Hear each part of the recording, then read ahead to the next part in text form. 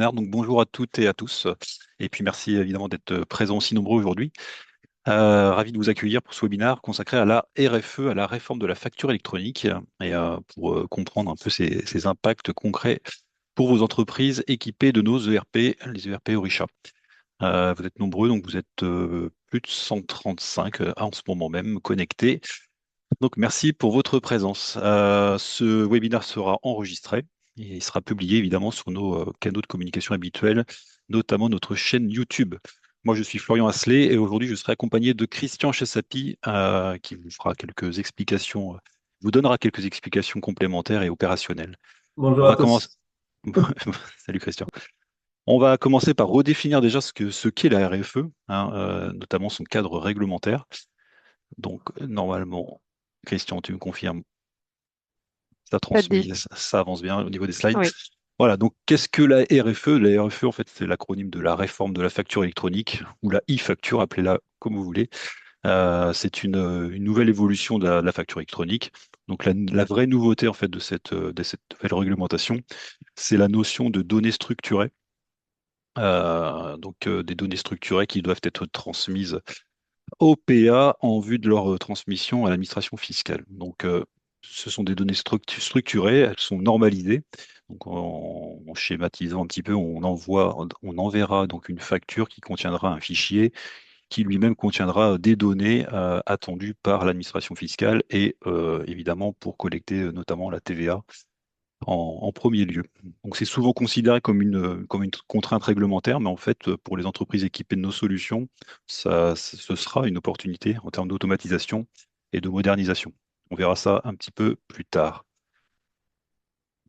Alors donc oui, les formats, simplement les formats utilisés, normalisés, hein, ce sont des formats normalisés. On parle de facture X, de facture format UBL ou C2I. Ce sont des noms un peu barbares, mais que vous verrez apparaître dans vos offres de démat. Excuse-moi, Florian, je te coupe 2 secondes. J'ai l'impression que les gens ne nous entendent pas. A priori, le son n'est pas terrible.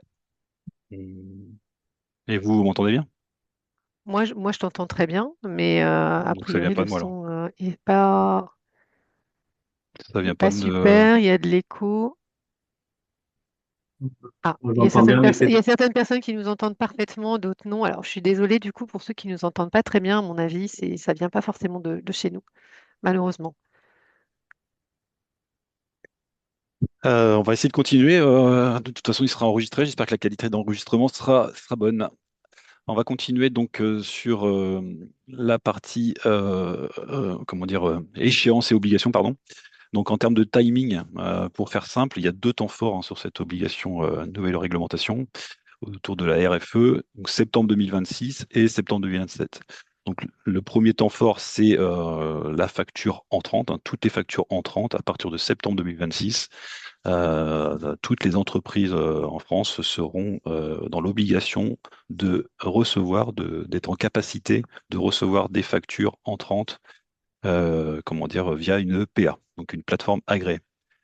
Selon votre taille d'entreprise, si vous faites plus de 50 millions d'euros de chiffre d'affaires sur une entité, alors vous serez également éligible à la facture sortante au format RFE. Donc ça ne concernera pas tout le monde évidemment, mais dès septembre 2027, pour le coup, ça concernera toutes les entreprises françaises. Donc facture entrante en très simple, facture entrante dès septembre 2026 pour toutes les entreprises. Facture sortante, si vous faites plus de 50 millions, c'est aussi échéance septembre 2026. Sinon, si vous faites moins de 50 millions d'euros de chiffre d'affaires sur une entité, alors vous pourrez attendre encore jusqu'à septembre 2027. J'avance un petit peu dans la présentation. Donc les bénéfices de cette e-facture, de cette réforme, il y en a plusieurs. Donc je parlais tout à l'heure d'automatisation et de gain de productivité. Il y a des gains évidents pour les clients qui souscriront à une PA référencée au Richat, notamment en termes de saisie. Donc, il n'y aura plus de ressaisie, puisque vos factures fournisseurs pardon, seront récupérées automatiquement et intégrées directement dans votre logiciel, que ce soit en gestion commerciale ou pour les factures de négoce, par exemple, et puis en compta pour les factures de frais généraux. Donc, ça permettra de faire un rapprochement de ces factures plus facile, notamment avec notre connecteur qui sera embarqué, et ça vous permettra de réaliser comment dire, un pointage de vos réceptions. Donc ça permettra aussi un traitement accéléré, parce qu'il n'y aura plus qu'un point d'entrée pour collecter toutes ces factures fournisseurs. Donc il y aura moins de mails, voire plus de mails. En tout cas, plus pour centraliser comment dire, ces différentes factures. Il y aura plus de papier et moins de risques d'intervention humaine ou de perte de documents, des choses comme ça. Le connecteur avec la e-facture, il permettra aussi comment dire, une meilleure maîtrise, une meilleure traçabilité de ces différentes factures. Il y aura des options donc, de pilotage des statuts. Donc, ça vous permettra de suivre instantanément l'avancement de vos factures, si elles sont bien déposées, bien reçues, approuvées. Donc, les différents statuts que vous connaissez, je pense. Donc, ça sera vrai en entrant comme en sortant. Il y aura également un peu plus de sécurité dans les échanges, puisque les factures, la e-facture permet de garantir l'authenticité de ces documents, donc leur intégrité, leur lisibilité. Euh, et puis au-delà des aspects techniques, la e-facture permet aussi de respecter des critères de sécurité juridique, notamment bon, l'archivage légal que vous connaissez pour les clients qui ont déjà des solutions en émission avec un stockage, un archivage légal de 10 ans. Mais il y a aussi, comment dire, une identification, pardon, et une vérification des entreprises qui traiteront les factures autour de CPA avec un protocole qui a été baptisé avec un nom barbare qui est le KYB, Know Your Business. Donc, ce sera, on va dire, le point d'entrée pour pouvoir s'inscrire sur une PA et d'être référencé sur l'annuaire des entreprises. Donc, principe de fonctionnement sur cette RFE, donc très simplement, à gauche, vous avez les factures entrantes, à droite les factures sortantes. Donc à gauche ce sont vos fournisseurs. Donc lorsqu'une facture fournisseur vous sera envoyée, elle passera par la plateforme agréée, la PA, avant de vous être transmise. Et en passant, cette même PA collectera et transférera les données sur le portail public de facturation, le PPF. Et en fait, ce PPF, c'est un organisme public qui fait le lien avec l'administration fiscale. Donc, à droite, pardon, ce sont les factures sortantes, donc c'est exactement le même schéma. La solution Richa Construction, votre ERP, émettra une facture à un client. Cette facture passera par la PA. Elle enverra la facture à votre client final et en passant, elle collectera, cette PA, les informations attendues par la PPF pour la transmission de ces données à l'administration fiscale. Voilà un petit peu pour le schéma. Bon, très simple. Je vais passer la main à Christian. Voilà, Christian, pour une explication un peu plus concrète dans nos logiciels, notamment Naya Negos. Oui, donc bonjour à tous. Donc on a intégré la, la dématérialisation des factures dans Negos et dans Open Comptabilité pour ceux qui ont Open Comptabilité. Donc je vais vous expliquer maintenant comment ça s'intègre. Alors on a une petite partie de configuration donc, qui permettra de déterminer avec quelle plateforme agréée on va travailler. Et puis il y a quelques petits paramètres qui permettra de faire le lien avec la plateforme agréée. Ça c'est la partie configuration. Ensuite, je te laisse passer, Florian. Ah oui, pardon, j'ai la main, effectivement. Hop, vas-y.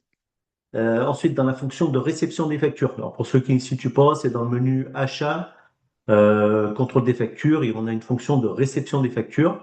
Donc, dans cette fonction, en fait, on va réceptionner de la plateforme agréée toutes les factures, toutes les nouvelles factures. Donc là, on aura un tableau de visualisation qui nous permettra de voir toutes les factures qui ont été réceptionnées. Et ça fera le lien automatiquement avec vos fiches fournisseurs en fonction du numéro de SIRET. Donc le lien, ça sera bien le numéro de SIRET qui sera important et qui permettra de faire le lien. Donc tous les fournisseurs qui auront un numéro de SIRET renseigné et qui permettront de faire le lien, ben, vous verrez automatiquement le nom du fournisseur qui s'affichera dans la deuxième colonne ici. Et si vous n'avez pas renseigné ou si c'est un nouveau fournisseur, ben, cette colonne sera à blanc, donc il n'y aura rien de renseigné, mais vous aurez la possibilité ici, depuis cette fonction, de lier ceci avec un fournisseur sur lequel vous ne l'auriez pas encore fait. Voilà, donc à partir de cette fonction de réception de facture, je vais rester toujours là-dessus, Florian. Voilà, de réception de facture, on aura un bouton qui nous permettra d'actualiser la liste des factures. Donc actualiser la liste des factures, ça veut dire d'aller rechercher sur la plateforme agréée s'il n'y a pas de nouvelles factures. Hein. Ça sera cette partie-là. On pourra visualiser une facture. Donc il y aura un bouton qui nous permettra de cliquer dessus et on verra en PDF le contenu de la facture. Et on pourra aussi affecter un fournisseur. Donc ce que je vous disais tout à l'heure, c'est si on ne l'a pas encore affecté, on pourra l'affecter à ce moment-là. Il y aura aussi une fonction de pointage hors réception. Donc ça, le pointage hors réception, ça concerne uniquement les factures qui, qui n'ont pas d'achat ou de vente de marchandises.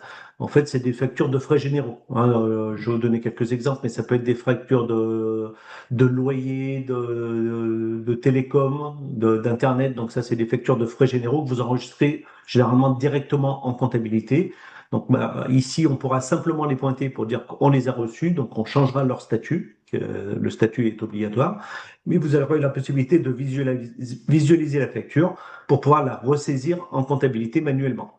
Ce que beaucoup d'entre vous font, mais ça sera une des possibilités. On verra tout à l'heure qu'on a aussi une possibilité côté comptabilité de faire cette opération, mais elle peut se faire directement depuis Onaya Negos. Voilà, je te laisse passer, Florian. Ouais, donc dans la fonction de contrôle de facture, donc il y a les différents, je reviens pas sur la fonctionnalité de contrôle de facture, mais à la fin du contrôle de facture, au moment où on génère les écritures et on valide le contrôle d'une facture, on a un bouton valider et ce bouton valider va mettre automatiquement à jour le statut de la facture. Donc le statut, c'est un champ qui est obligatoire pour toutes les plateformes agréées de mettre à jour ces statuts. Donc il y a un certain nombre de statuts qui sont obligatoires. Et nous, on va mettre à jour ici le statut pour dire ben, la facture a été approuvée, ou alors ben, s'il y a par exemple des demandes d'avoir, ben, on va dire qu'elle est approuvée partiellement ou elle est en litige si toute la facture a été refusée. Donc ça se mettra automatiquement à jour et ça permettra à vos fournisseurs d'avoir tout de suite l'information puisque dès que vous mettez à jour les statuts, ben, c'est disponible pour vos fournisseurs. Voilà, donc ça, c'était pour les factures entrantes. Pour les factures sortantes dans Négoce, bah, il y a très peu de changements. On a déjà des fonctions dans votre facture. La nouveauté ici, c'est qu'on va envoyer à une plateforme agréée, puisque ça n'existait pas jusqu'à aujourd'hui. Voilà, puis on a une fonction de pilotage des factures dans Négoce. Donc, dans cette fonction de pilotage, on va rajouter une colonne pour afficher le statut de ces factures. Donc, en fait, quand vous envoyez vos factures à vos clients, eux, ils auront la même chose. Donc, ils pourront modifier les statuts et de dire à un moment donné si elle a été approuvée, en litige, etc. Et vous aurez, pareil que le côté fournisseur, vous aurez directement l'information pour dire ben, cette facture, le client l'a mis en litige ou pas. Voilà, c'était pour la partie on a négoce. Ensuite, côté Open Comptabilité. Donc là aussi, on aura une fonction de configuration qui nous permettra de faire le lien avec la plateforme agréée. On aura également une option qui nous permettra de modifier automatiquement les statuts lors du lettrage des écritures, qui permettra de dire que la facture a été réglée. Et on a une option supplémentaire qui nous permettra de générer automatiquement des écritures comptables, principalement pour les écritures de frais généraux. Je te laisse passer. Voilà, donc ici, on est dans le plan comptable. Donc, au niveau du plan comptable, on aura,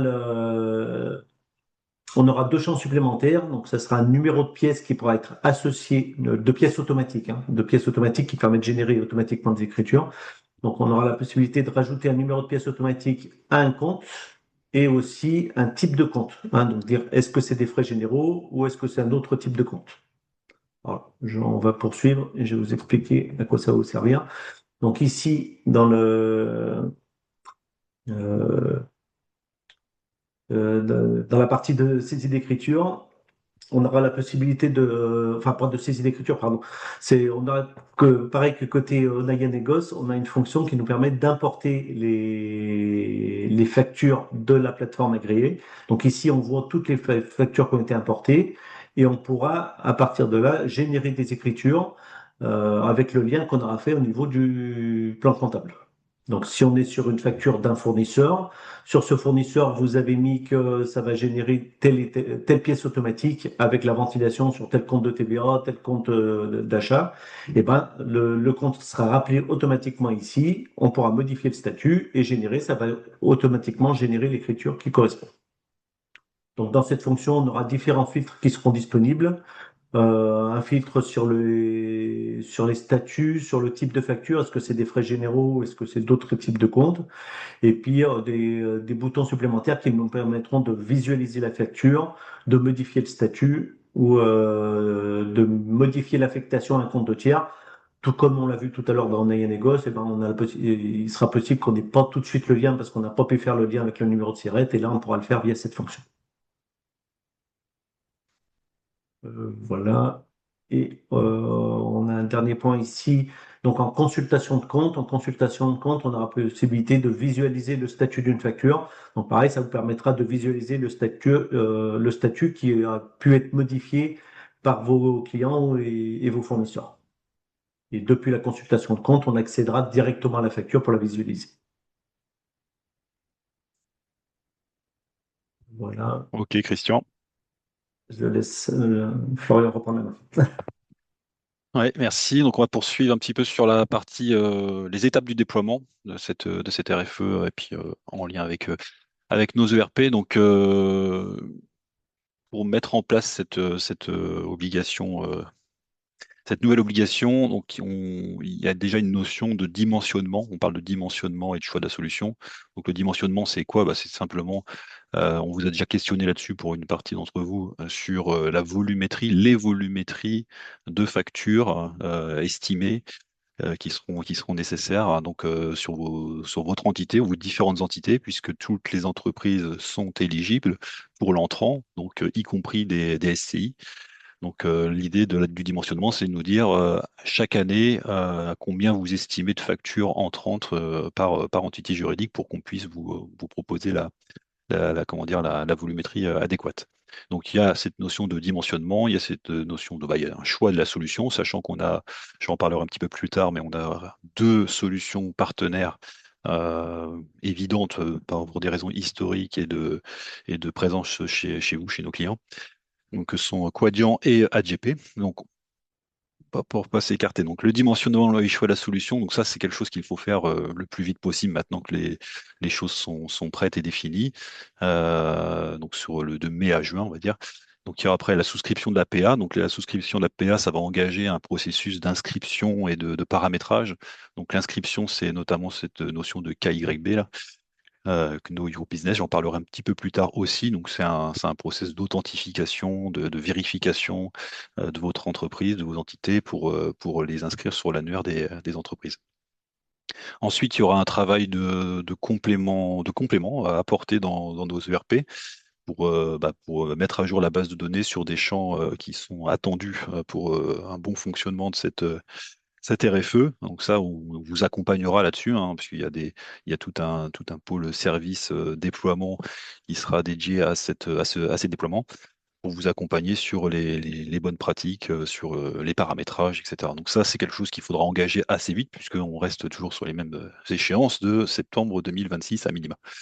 Et donc pour septembre 2026, pour l'entrant à minima, eh bien, la solution devra être opérationnelle en sachant que ça sera décliné jusqu'à septembre 2027 pour les entreprises de moins de 50 millions pour le sortant si elles souhaitent attendre le dernier mois. Voilà donc pour la partie timing. Sur la partie KYB, enfin process de déploiement, bon, je vais simplifier, on vous enverra comment dire, le document, et c'est ce que je viens de dire en fait. Hein, c'est à partir du moment où vous allez souscrire une PA, vous allez rentrer dans un processus d'installation, de déploiement, d'inscription. Donc il y aura tout un tas de documents à fournir pour justifier de votre entrée de votre inscription sur cette fameuse PA. Donc le KYB, l'activation, ça donnera lieu à votre activation, l'activation de votre PA par entité, et puis ensuite votre inscription à l'annuaire national, et pour ensuite vous permettre de mettre à jour vos données. Donc les données, ça sera bah, voilà, du nettoyage, de l'enrichissement de champs obligatoires. Donc le sirène, hein, je crois que j'ai vu passer une question tout à l'heure. C'est bien le sirène les sirènes qui sont concernées. Donc voilà, il y aura tout un accompagnement là-dessus.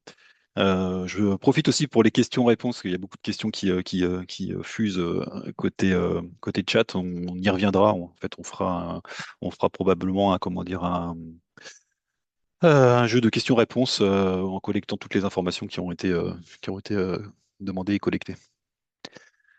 Voilà, donc j'en viens à l'offre. Donc on a essayé de faire quelque chose de simple, même si c'est pas un sujet simple, parce qu'il y a plusieurs cas de figure.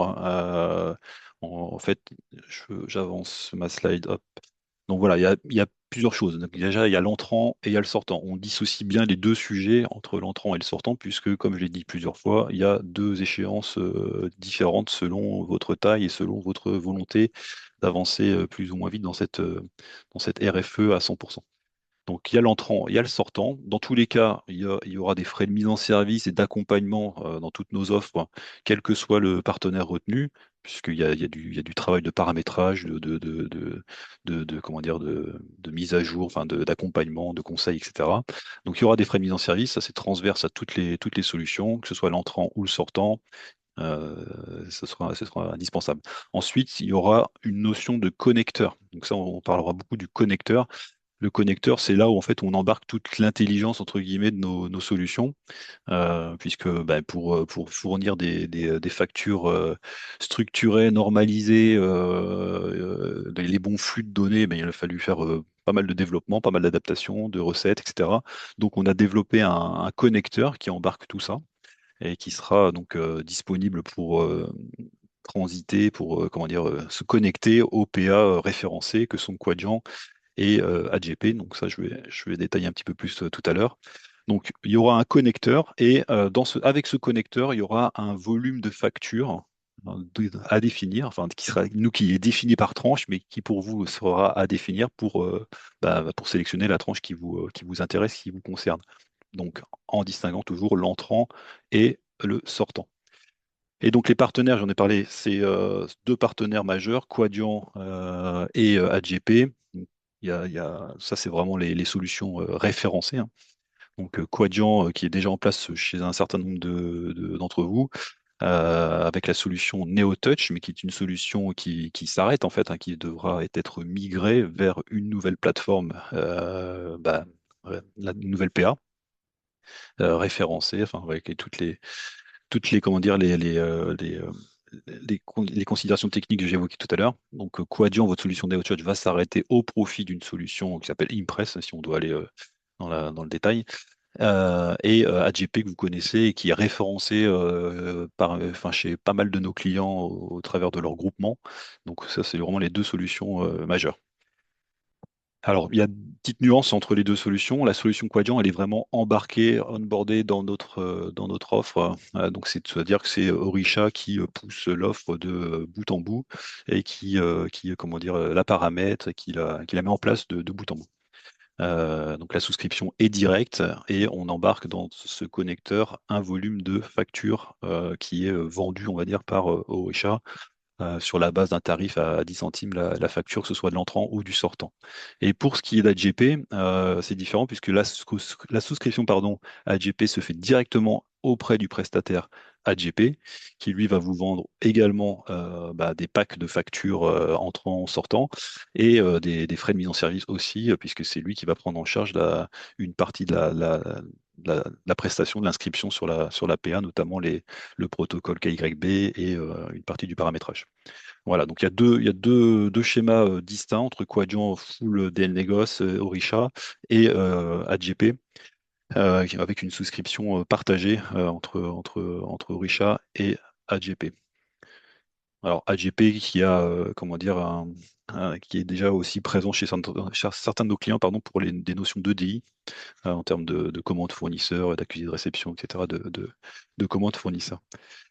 Pour les offres non référencées, enfin en tout cas pour les plateformes, les PA non référencées, voilà, on sera en mode tuning au fil de l'eau, puisque en fait on n'a pas référencé 100% des PA, et je crois qu'il y en a plus une centaine, 115 encore aujourd'hui identifiés. On a référencé deux, c'est celles qui équipent 95% de nos clients ou 90% de nos clients. Et pour celles qui seront, pour les clients qui auront d'autres PA, il faudra faire une étude un peu plus spécifique spécifique, donc en termes de déploiement et en termes de connecteurs, puisque à terme, il est prévu que les PA communiquent entre elles, mais aujourd'hui, c'est pas complètement mature. Donc là, la solution simple, c'est la souscription DPA référencée, parce que là, on a vraiment embarqué toute l'intelligence et on maîtrise la chaîne de bout en bout. Pour les PA non référencés, il faudra passer par la case études pour valoriser le projet. Dans tous les cas, il y aura toujours une notion de connecteur et ce connecteur intégrera le traitement d'un volume de facture, entrant ou sortant. On aura toujours cette notion de connecteur qui sera plutôt une interface hein, qu'un connecteur. Alors après, on rentre sur des tableaux qui sont un peu compliqués, mais dans l'esprit, donc il y aura, donc là on parle de la PA Quadient. Donc l'APA Orisha by Quadient, donc celle que l'on embarque le plus on va dire nativement. Donc il y a différents paliers de volumétrie. Donc ce qu'on a fait, c'est qu'on a dissocié l'entrant du sortant et on embarque notre notion de connecteur, notre intelligence avec le connecteur et un certain nombre de factures entrantes ou un certain nombre de factures sortantes, pardon. Donc pour l'entrant, bah voilà, on a fait des paliers, donc jusqu'à 1200 factures traitées via le connecteur et donc avec un coût de facture intégré moyennant des frais de mise en service et un abonnement, jusqu'à 5000 factures. 5000 factures, donc notre connecteur 5000 factures incluses avec des frais de mise en service et un abonnement, etc. Décliné jusqu'à 24 000 factures entrantes, des frais de mise en service et un abonnement associé. Et au-delà, eh bien, il y aura discussion parce qu'il y aura peut-être des optimisations à trouver si comment dire, vous avez une volumétrie qui dépasse ce critère-là côté entrant. Donc là, l'entrant, c'est vraiment le strict minimum nécessaire dès septembre 2026, comme je l'ai dit, puisque l'entrant est obligatoire pour tout le monde dès cette date. Pour le sortant, il y aura, comment dire, enfin, il y a aussi une offre étagée par palier, donc avec 4 niveaux de palier, avec une volumétrie supérieure, puisque là, en sortant, généralement, chez nos clients, il y a beaucoup plus de volume. Donc, enfin, jusqu'à 4800 factures traitées via notre connecteur pour le pack APA essentiel, jusqu'à 12 000, jusqu'à 18 000, jusqu'à 30 000 et une volumétrie sur mesure à étudier si vous dépassez ces valeurs-là. Voilà, donc ça c'est le schéma un peu, on va dire, standard pour la partie Quadient. Pour la partie AGP, c'est un peu le même principe, sauf que, comme je l'ai dit, il y a une partie du travail, enfin en tout cas, il y a comment dire, la notion de facture des factures, c'est pas très joli, les packs factures qui sont vendus directement par AGP notamment. Donc là, on reste sur des systèmes de paliers traités via notre connecteur. Par contre, c'est AGP qui vous vendra ces packs de factures. Donc là, à estimer, là, on ne connaît pas leur modèle précis. Enfin, ce que nous, on a fait, c'est qu'on a conservé les mêmes paliers, donc jusqu'à 1200 factures traitées via notre connecteur pour le premier niveau, jusqu'à 5000, jusqu'à 12 000, jusqu'à 24 000 en entrant, et exactement la même logique comment dire, pour Quadient, pour le sortant. Donc jusqu'à 4800 factures non incluses, mais connecteurs inclus, 12 000 factures non incluses, connecteurs inclus, etc. Voilà un peu la logique des offres, comment dire, Quadient, AGP, des offres partenaires. Après, évidemment, il y a des petites modalités en termes de frais de mise en service, parce que vous avez certains ont enfin, plusieurs sociétés, donc ça, c'est les frais de mise en service, c'est le socle incompressible pour déployer la solution, on va dire le master. Et après, si vous avez plusieurs sociétés, plusieurs entités juridiques, des SCI, et il y aura évidemment, pareil, un process de prestation à respecter pour l'inscription, comment dire, l'activation de l'APA, pour le KYB, etc. Donc, qui sera variable en fonction de la volumétrie. Donc, c'est pas facile de faire un tarif en fait type hein, pour tout le monde, on vous connaît, et vous avez tous des structures de société plus ou moins équivalentes, mais avec des volumétries différentes. Donc, l'idée, c'est de vous faire rentrer dans le meilleur, dans la meilleure, comment dire, catégorie. Voilà, donc ça c'est côté AGP. Donc ça, avec ça, on répond déjà à 90% du parc de nos clients. Et après, bon, il y a le reste du monde, c'est-à-dire les PA tierces. Donc là, ce sont les PA, je sais pas, vous avez du Zendog, vous avez, enfin, qui n'est même pas encore référencé PA, mais c'est tous les, comment dire, les plateformes agréées ou en cours de validation. Donc là, bah, ce sera, en fait, c'est le même principe toujours, hein. Il y a une notion de connecteur qui devient plus une interface avec un nombre de factures traitées en entrant, en sortant, et des frais de setup, donc de mise en service, d'interfaçage qui sont à définir, puisque là, pour le coup, on n'a pas référencé CPA, donc on ne sait pas de quoi on parle précisément. Même si, comme je l'ai dit tout à l'heure, ça va tendre à s'uniformiser, il y a des normes, il y a une normalisation des flux, en théorie. Mais aujourd'hui, à très très court terme, on n'a pas la prétention de travailler avec l'ensemble des PA.